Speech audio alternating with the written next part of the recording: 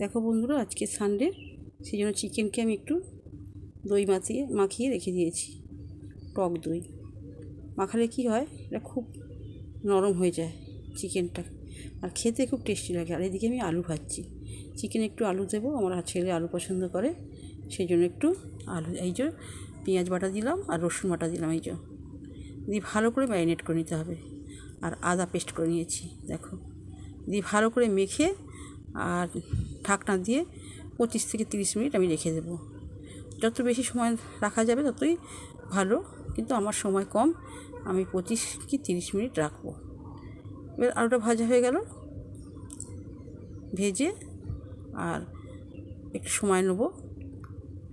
তারপর দেখো, ওই তেলেই আমি রসুন আর পেঁয়াজ ছোটো ছোটো করে কাটা আছে, সেইগুলো ভালো করে ভাজাভাজি করে নেব। আর একটা তেজপাতা দিয়েছি আর টমেটো দিয়েছি, দিয়ে ভালো করে ভাজাভাজি করে নিয়ে সুন্দর করে ভেজে নিতে হবে।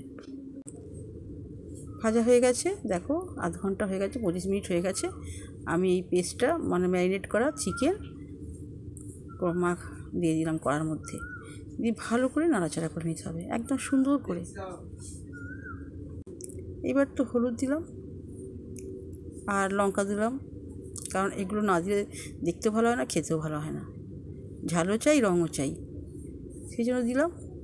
আর একটু অ্যান্টিঅক্সিডেন্ট কাজ করে হলুদ, হ্যাঁ, সেই জন্য আমি কেন, আমরা সবাই দিই হলুদ দিই রান্নাতে।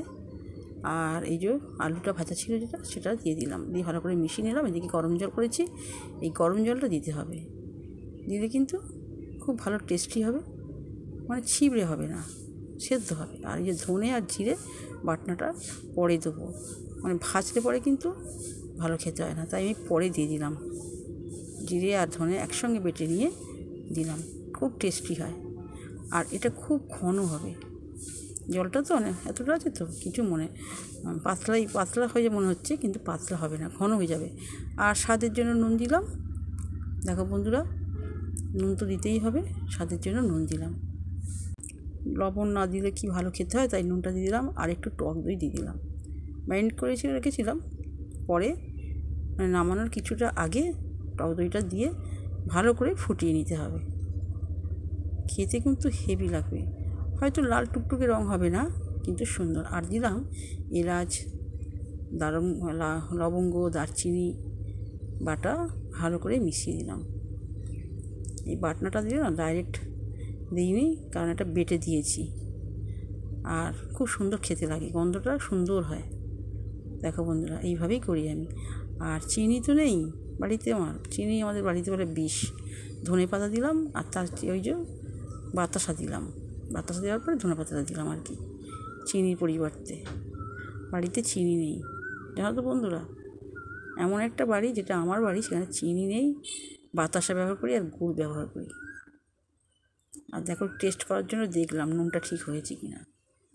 তো যাই হোক, হয়ে গেছে। আর দেখো, ভাত, লেবু, এই চিকেনের সঙ্গে লেবু হেভি লাগবে। আর একটি চাটনি হয়েছে, শাক ভাজা হয়েছে, আর করলা আলু সেদ্ধ। দেখো, এই হচ্ছে আজকে লাঞ্চ।